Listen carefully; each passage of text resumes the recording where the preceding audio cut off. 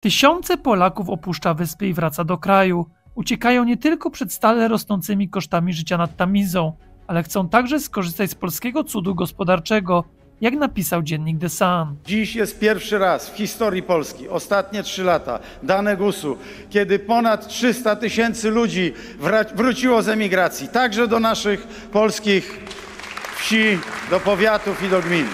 Cześć, nazywam się Marcin, a to jest kanał Wasze Forum Dialogu. Dziś zajmiemy się tematem o Polakach wracających z Wielkiej Brytanii. Zobaczymy, czy Mateusz Morawiecki, mówiący o 300 000 Polaków wracających z wysp, mówił prawdę czy kłamał. Temat materiału jest dosyć złożony i dlatego go podzieliłem na 3 segmenty. Ile Polaków mieszka w Wielkiej Brytanii? Jak się żyje Polakom w Anglii? Oraz ile zarabiają? Bardzo dziękuję wszystkim za lajki oraz za subskrybowanie naszego kanału. No to lecimy z materiałem. Spis powszechny w Anglii i Wielkiej Brytanii wykazał, że Polacy są drugą po Indiach największą grupą narodową na wyspach, jeśli chodzi o miejsce urodzenia. Dane dotyczące liczby Polaków okazały się wyższe od wcześniejszych szacunków. Od marca 2011 roku do marca 2021 roku okazuje się, że obecnie 1 na 6 mieszkańców Anglii i Walii urodził się poza Wielką Brytanią. Liczba ta wzrosła o 2,5 miliona z 7,5 miliona. 10 lat temu do 10 milionów obecnie. Najczęstszym krajem urodzenia poza Wielką Brytanią pozostają Indie. 920 000 mieszkańców, to jest około 1,5%. Na drugim miejscu jest Polska. Polacy zaczęli emigrować w 2004 roku, gdy Polska weszła do Unii Europejskiej, a Brytyjczycy otworzyli dla nich swój rynek pracy. Liczyli na poprawę swojej sytuacji materialnej, a z drugiej strony wyjazdy wiązały się nieraz z rozłąką z bliskimi, którzy zostali w kraju. Liczba polskich obywateli na Wyspach Brytyjskich rosła z roku na rok do 2016 roku, następnie minimalnie spadła, a w 2017 roku według szacunków ONS osiągnęła rekordowe 1 021 000.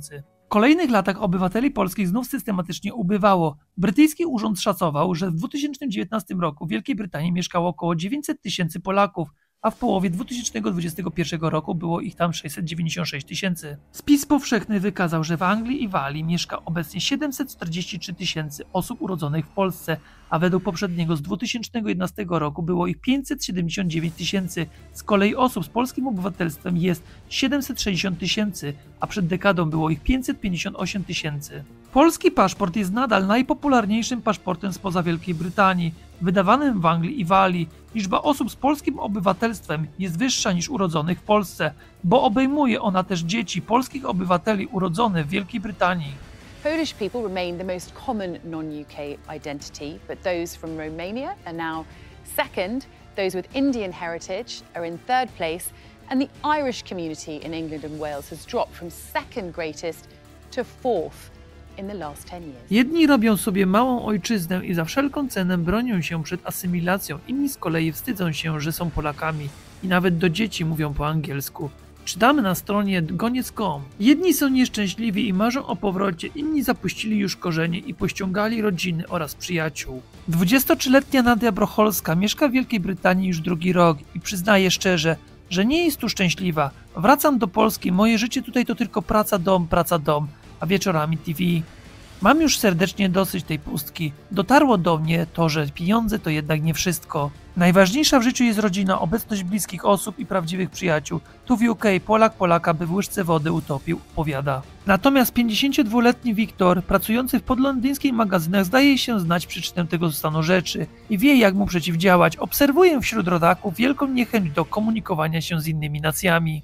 Tak, wiem, bariera językowa. Ja w sumie nie mówię dobrze po angielsku, ale staram się z każdym porozmawiać, jak tylko mam okazję. Stajemy się wtedy bardziej przystępni i przyjemniejsi. Im więcej uśmiechów, tym więcej szczęścia. Po roku pracy w chłodni mam wielu znajomych i nie rozumiem rodaków, którzy mówią, że nie mają z kim pogadać. Trzeba tylko chcieć zrobić ten pierwszy krok, przekonuje. Jak się żyje w Wielkiej Brytanii?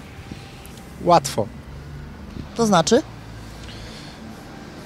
Zarabia się szybciej, wydaje się mniej, tylko pogoda i jedzenie niedobre. Polak Polakowi wilkiem, a przysłowie takie jak ci Polak nie pomógł, to już ci pomógł. Nie planujesz wracać do Polski? Póki co na razie nie. Ile zarabia się w Wielkiej Brytanii? Jaka jest płaca minimalna w Wielkiej Brytanii? Jakie są średnie zarobki w UK? Sprawdźmy, ile się zarabia. Na początek warto sprawdzić, jaka jest płaca minimalna w Wielkiej Brytanii.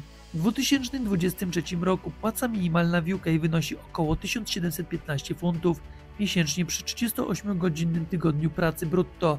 W przeliczeniu na kwotę netto zarobki w UK na minimalnej to około 1500 funtów miesięcznie. Płaca minimalna w Wielkiej Brytanii w przeliczeniu na złotówki to około 7888 zł miesięcznie, a więc całkiem sporo. Średnie zarobki w Wielkiej Brytanii według danych pochodzących z czerwca 2022 roku to 3155 funtów miesięcznie brutto, co równa się kwocie netto na poziomie 2424 funtów miesięcznie. Średnie wynagrodzenie miesięczne w UK w przeliczeniu na złotówki po kursie funta z początku marca 2023 roku wynosi więc około 12 750 zł.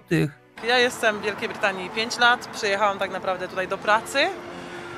No i tak w sumie zakładając przyjechałam na rok, a zrobiło się teraz już 5 lat. Także życie mam poukładane, rodzinne. A jaki dalszy plan w ogóle? Jakie macie zamiary? Znaczy zamiar mamy wrócić do Polski w przeciągu 2-3 lat. Mamy nadzieję, że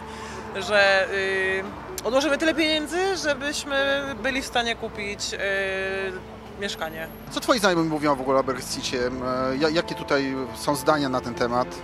No, jedni się boją się, że będą musieli wracać. Jedni tak naprawdę w ogóle się tym nie przejmują, albo w ogóle nie komentują.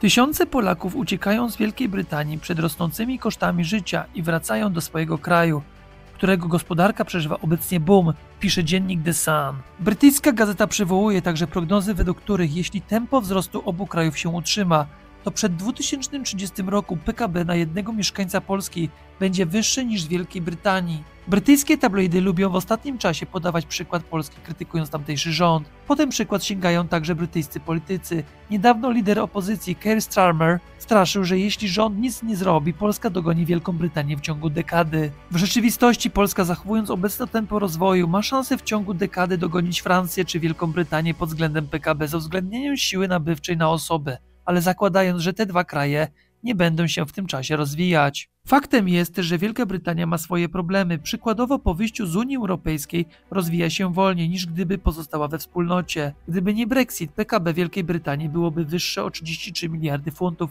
czyli aż o 5,5% wyliczyli eksperci.